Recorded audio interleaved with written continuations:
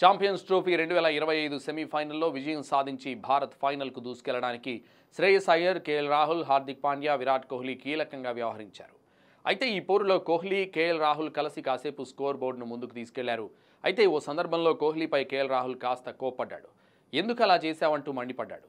ప్రస్తుతం దీనికి సంబంధించిన ఫోటోలు సోషల్ మీడియాలో వైరల్గా మారాయి. అయితే ఈ టోర్నీలో పాకిస్తాన్పై సెంచరీ బాదిన కోహ్లీ ఆసీస్పై సెమీఫైనల్ మ్యాచ్లోనూ శతకం బాదుతాడని అంతా ఆశించారు. అందుకు తగ్గట్టే అతడు మంచి ప్రదర్శన చేశాడు. అయితే భారత విజయానికి 40 పరుగుల దూరంలో ఉన్న సమయంలో కాస్త దూకుడు ప్రదర్శించి త్రుటిలో సెంచరీని మిస్ చేసుకున్నాడు కోహ్లీ. జంపా బౌలింగ్లో అనవసర షాట్ ఆడి 43వ ఓవర్లో పెవిలియన్ చేరాడు. అప్పుడు వెంటనే కోహ్లీతో పాటు మరో ఎండ్లో ఉన్న కేఎల్ రాహుల్ కాస్త అసహనానికి గురయ్యాడు.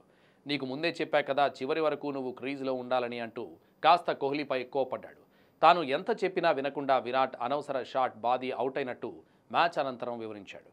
నేను క్రీజ్లోకి రాగానే కోహ్లీతో కాసేపు మాట్లాడాను. ఆఖరి వరకు క్రీజ్లోనే ఉండాలని చెప్పాను. నువ్వు ఓ ఎండ్లో ఉంటే నేను మరోవైపు ఎండ్లో రిస్క్ తీసుకుని షాట్లు ఆడతానని చెప్పాను. అతడు సెట్ బ్యాటర్ కాబట్టి క్రీజ్లో ఉండడం జట్టుకు ఎంతో అవసరం. కాబట్టి రిస్క్ నేను తీసుకొని షాట్లు ఆడతానని చెప్పాను. కానీ అతడే తొందరపడి జంపా బౌలింగ్లో బంతిని బలంగా బాది అవుట్ అయ్యాడు అని రాహుల్ వివరణించాడు. విరాట్ కోహ్లీ అవుట్ అవగానే గౌతమ్ గంభీర్ కూడా కాస్త నిరాశకు గురైనట్లు ఎక్స్ప్రెషన్ ఇచ్చాడు. ప్రస్తుతం ఈ వీడియో నెట్టింట్లో చక్కర్లు కొడుతున్నాయి.